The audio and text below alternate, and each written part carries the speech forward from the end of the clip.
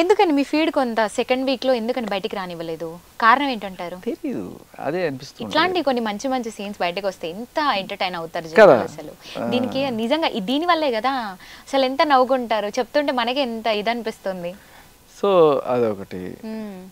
ఇంకా తర్వాత అదే నాకు కొంత అనిపించింది, ప్రతి ఒక్కరికి ఒక ఎక్కడో చోట ఆ ఫీలింగ్ వస్తుందేమో, నాకు కూడా వచ్చింది, ఏమో బిగ్ బాస్కి నేను నచ్చట్లేదేమో అని చెప్పి.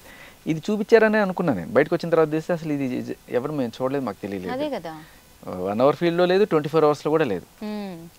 సరే అది పోతే తర్వాత వెళ్ళేటప్పుడు అప్పటిదాకా ఎవరికి నా రియల్ స్టోరీ చెప్పలేదు మీకు. అందరూ వాళ్ళ స్టోరీస్ చెప్పుకున్నారు, నేను ఎప్పుడు నా రియల్ స్టోరీ చెప్పలేదు మీకు. అట్లా వెళ్ళిపోతున్నాను కదా, మీకు చెప్తానని చెప్పి. సరే చెప్పు అని చెప్పి అన్నప్పుడు, నేను పుట్టింది కాకినాడ దగ్గర. అక్కడ కోనసీమ ఉంది కదా, మొత్తం పచ్చటి కొబ్బరి చెట్లు ఉండేవి. ఆ కొబ్బరి తోటలో ఒక పర్టికులర్ కొబ్బరి చెట్టు ఉండేది, దానికి బాగా పూజ చేసేవాడు. ఫస్ట్ కాపు దాని నుంచి వచ్చేది.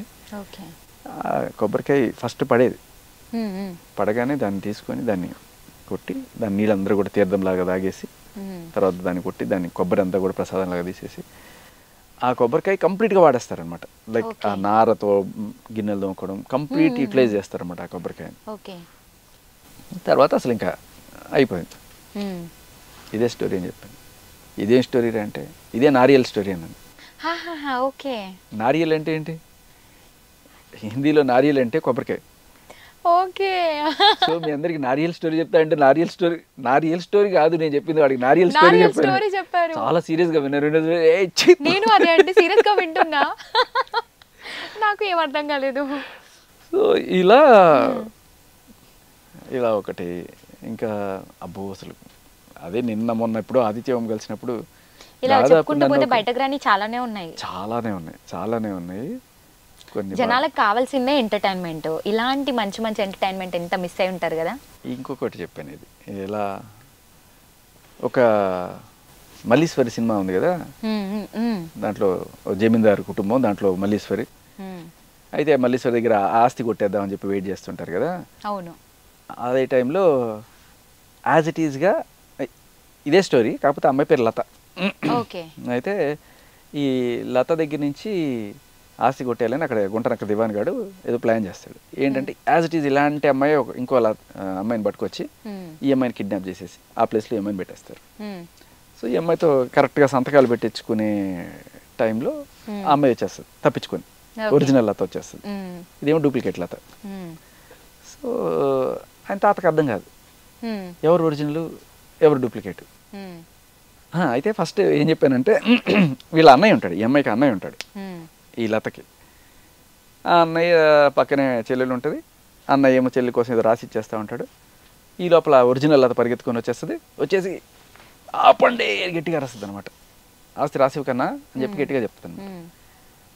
ఇక్కడ ఐటమ్ సాంగ్ అన్నాను, అంటే ఒక సినిమా స్టోరీ నేరేట్ చేస్తూ.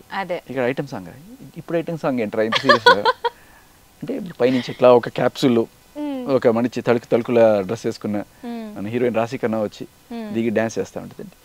ఎందుకు అంటే ఎందుకంటే ఈ అమ్మాయి పరిగెత్తుకొని వచ్చి ఏమంది, రాశి కన్నా ఆస్తి రాశి కన్నా అంది. అవును, ఈయన ఆస్తి రాసి చేస్తున్నాడు కదా, పరిగెత్తుకొని వచ్చి ఈడేమంది ఆస్తి రాశి కన్నా అంది. అవును, అందుకని రాశి కన్నా తీసుకొచ్చాం అనమాట. సూపర్ అన్నారు. సరే అయిపోయింది. అప్పటికే సగం మంది లేచి వెళ్ళిపోయారు. తర్వాత రండి మళ్ళీ పిలిచి, అసలు విషయం ఇప్పుడు మీకు క్వశ్చన్ ఏంటంటే, ఇప్పుడు ఈ లతలో ఎవరు ఒరిజినల్ ఎవరు డూప్లికేట్ అర్థం కావట్లేదు. అవును, ఎలా కనిపెడతారు? బంధువులు పిలిచారు, ఫ్రెండ్స్ని పిలిచారు, అందరూ కూడా ఎవరు అని కన్ఫ్యూజ్ అవుతున్నారు. ఎవ్వరు కనిపెట్టలేని ఒరిజినల్ లతని ఒక సెన్సార్ బోర్డ్ ఆఫీసర్ ఫ్రెండ్ ఉంటే ఆయన తీసుకొచ్చి పెట్టారు. ఆయన చూడగానే ఒరిజినల్ లత ఇదిగో ఈ అమ్మాయి, ఈవిడ డూప్లికేట్ లత అని చెప్పేశాడు. ఎలా అంటే సెన్సార్ బోర్డు వాళ్ళ పని ఏంటి, వాళ్ళు ఎక్కడున్నా కూడా అశ్లీలతను గుర్తిస్తారు. ఏ సినిమాలో అయినా సరే అశ్లీలత ఉందనుకో అని కట్ చేస్తారు కదా వాళ్ళు, అదే కదా వాళ్ళ పని. సో ఈయన ఎక్కడున్నా అశ్లీలతను గుర్తిస్తాడు. సో ఈవిడ అశ్లీలత, ఈవిడ నకిలీలత. మీకు అర్థమైందా?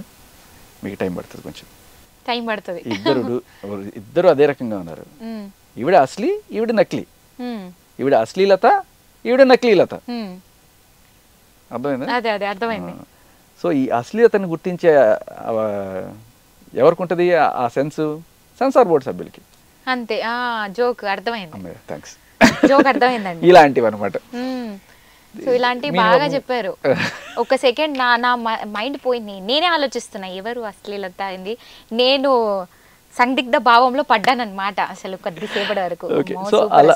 ఇలాంటివి చాలానే జరిగినాయి. బాగున్నాయండి. ఎలా అండి ఇంత అసలు అవన్నీ కూడా బయటికి రాలే. అదే అండి బయటికి రాలేదు కదా. బేసికలీ మీకే అర్థం కాలేదు, ఆయనకి కూడా అర్థం అయ్యిండు. వీడు ఏదో చెప్పి నడిపించాడు అని చెప్పి కట్ చేస్తుంటారు. అందుకే మేబీ అయి ఉండొచ్చు. Hi, this is RJ Shekhar Basha. Please like, share and subscribe to Magna TV.